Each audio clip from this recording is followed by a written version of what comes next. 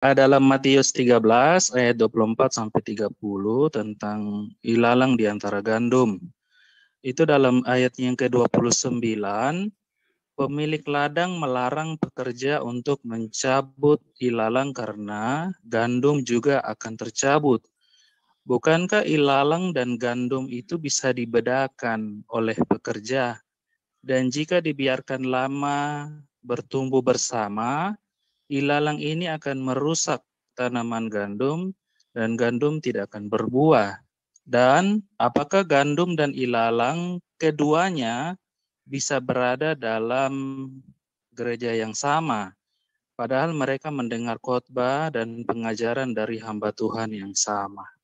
Ya, terima kasih, Pastor.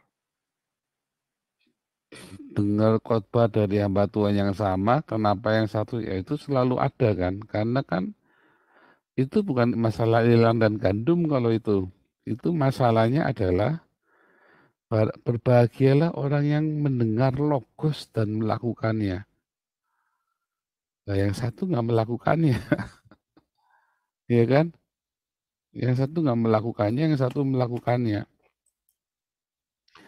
Makanya yang melakukannya jadi berbahagia, yang nggak melakukannya yang nggak bahagia. Udah diomongin suruh sangkal diri pikul salib, harga diri kok diotong-otong terus. Bolak-balik ngomongnya harga diri. Nah, itu tadi ya. Kenapa bolak-balik ngomongnya harga diri? Nggak heran makanya kere terus. Orang yang harga dirinya terlalu tinggi kere ya.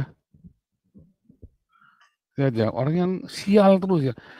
Kalau dia sudah kaya, orang yang harga dirinya terlalu tinggi, dia harus korbankan anak istrinya demi harga dirinya.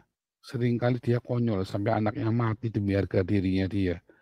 Kalau orang yang harga dirinya ketinggian, dia kere terus, nggak bisa bangun. Kenapa? Itu tadi, itu iblis itu memang senang. Orang yang pride himself itu ya, senang. Tetapi harga diri kita kan sudah dibayar lunas sama Yesus. Nah, makanya lakukan logos saja dengan rendah hati. Ya kan sudah sangkal diri pikul salib. Kedua, ya ilalang dan gandum itu lagi cerita sebetulnya ya. Kita dengar firman Tuhan hari ini.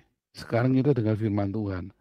Lalu nanti malam ada yang bisiki, Paulus itu sesat. Kayak Pak Iman itu ya. Pak Iman itu sampai di WhatsApp ya dari Indonesia. Hati-hati, Pak Paulus itu sesat. Itu sampai itu jadi begitu. Nah itu kan namanya kan ditabur. Di siang hari ditabuh benih ya gandum di siang-siang hari Yesus ngajar. Lalu malam hari iblis juga nabur. Lalu kan akhirnya kan di kelompok ini ada 103 orang ya. Tadi ada 103 orang nih. Sekarang ini ada 103 orang misalnya nih. Nah, 103 orang ini dengarkan pengajaran saya kan sekarang kan.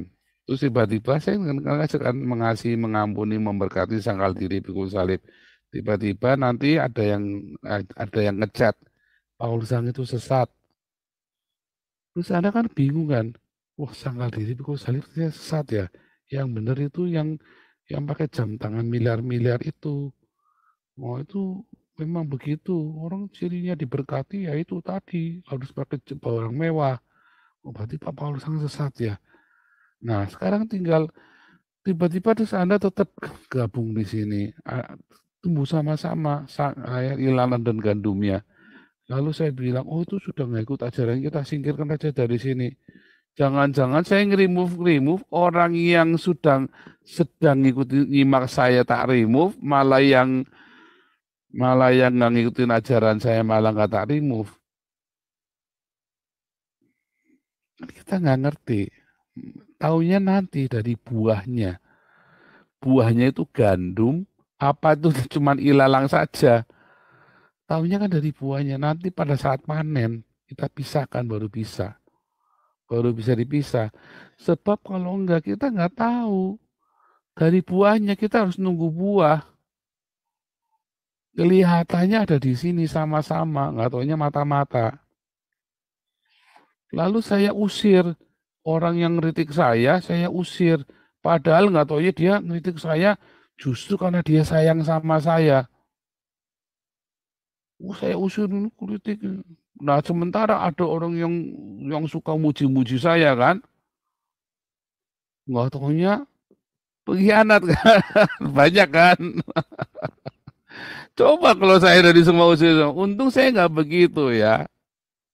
Untung itu tadi karena saya sudah tahu prinsip ilalang dan gandum ini, jangan dibuang. Kalau coba lihat ya di Damaris dulu, pecat, pecat. Kita nggak tahu loh, jangan-jangan yang kita pikir mau dipecat ini ternyata orang yang baik, justru orang yang kelihatannya baik justru jahat. Banyak sekali terjadi gitu nggak dalam hidup kita, banyak. Hati-hati, jangan sembarangan usir-usir orang. Ya, Tuhan Yesus nggak pernah mengusir domba-domba yang sesat, justru dicari. Kalau tetap sesat, ya nggak apa-apa. Yang penting kita didik, setelah itu terserah dia sama Tuhan. Yang penting tugas kita ngajari. Ya, itu ilalang dan gandum itu maksudnya begitu. Jangan dikit-dikit singkirkan, singkirkan. Nah, makanya saya kemarin ngelarang ke host, jangan sembarang nyingkirin orang. Akhirnya yang balane Pak Paul itu yang malaikat tersingkir, orang-orang yang kroninya kita malah tersingkir, malah yang sebenarnya yang itu malah ya itu tadi. Ya, jadi jangan sembarang nyingkirkan orang. Kecuali dia spam. Nah, kita lihat orang spam sama singkirkan. Jangan dikit-dikit orang ngomong apa dikit disingkirkan. Padahal dia balane Pak Paul. Jangan ya, gitu contohnya. Itu ilalang dan gandum itu seperti itu Pak Kuryake. Baik, terima Nah, kasih.